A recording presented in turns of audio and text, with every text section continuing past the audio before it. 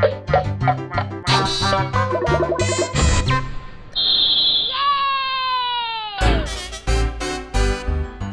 to the first official edition of the Starting Lineup with Andrew Wiebe. I'm Jason Saghini. You got some good fantasy advice from us last week. Hopefully that worked in your favor in week one. A couple of things I want to get to before we get to your questions here.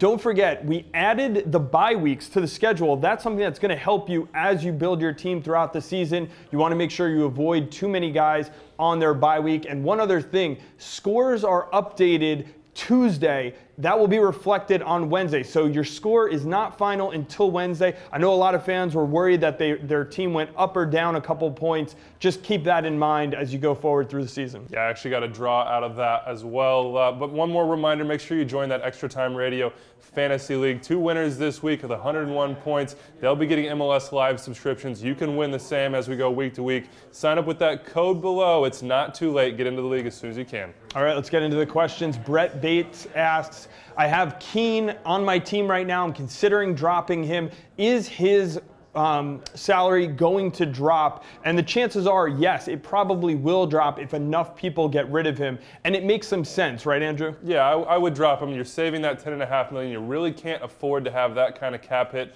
on the bench. You could use DeVio. If you do, use that $2 million in wiggle room that you get. But there are some other options there as well.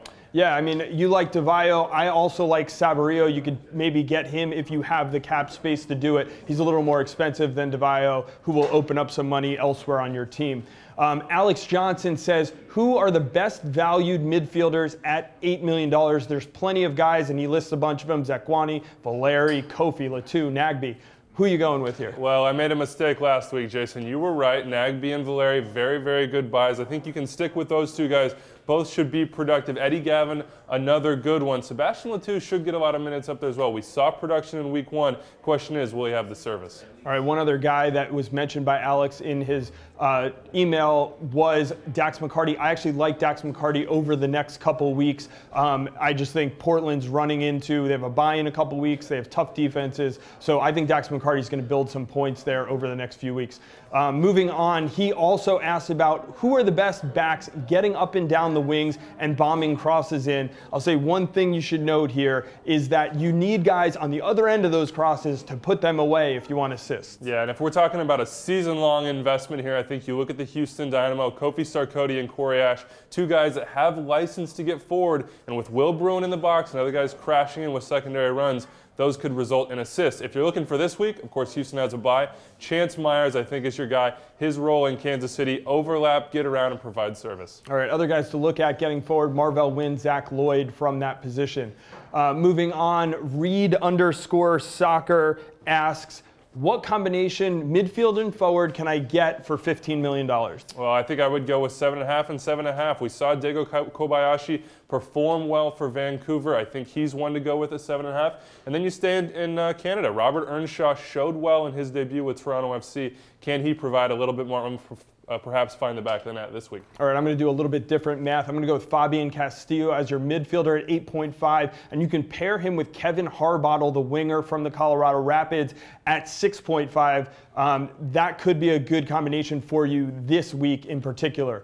Moving on, Alan Wanamaker says, what's up with Sergio McDonald for the Chicago Fire? He's a designated player sitting on the bench. What's up with that, Andrew? Well, we don't know yet. I think last week against LA was more of a matchup issue. I think against New England, you'll see McDonald come in and be that hold-up man that they want him to be. Can he get more goals? That's the problem. And can you find better value at $7 million? You've got Damo Duro or perhaps Deshaun Brown to sub in there. Will they be better down the stretch, though? Yeah, Frank Klopas said he's going to go with the hot hand with that one forward position. So for me, I steer clear of that. It could change week to week.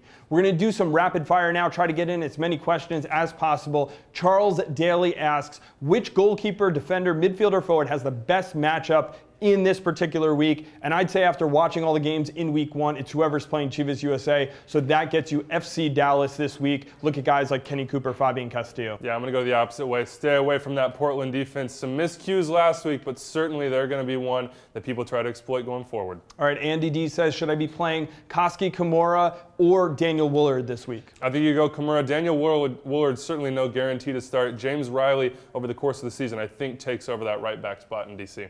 I agree with him on that one. Next question from Clay McClatchy, Dan Gargan or Ben Zemansky? I'd go with neither, actually, Jason. I don't think either of those guys are going to see much playing time. I would go with RSL's Abdoulaye Mensali, or you go with Jebrovsky in Montreal. Same price, more playing time. All right, if you have to pick between the two, I'd say Zemansky. He was at least on the bench last week. Gargan was not. Finally, last question comes in on Twitter from Slimimbo96. He says, who are the good cheap buys this season? I think there's plenty to pick from. Kyle Becker's the guy we talked about from Toronto at 5.5. Sam Garza, a forward for San Jose, could start this week against the New York defense, which was shaky last week. He's at $6 million. Yeah, if you're going to go bottom barrel, Chivas USA's Marvin Iraeta at $4 million. He'll play. He may get you some points there, and you can save some money. And then Deshaun Brown in Colorado, he's one to watch as well. All right, that's a wrap for today. But remember, you can tweet at MLS Fantasy all week with your questions, and we will answer them before every MLS match day.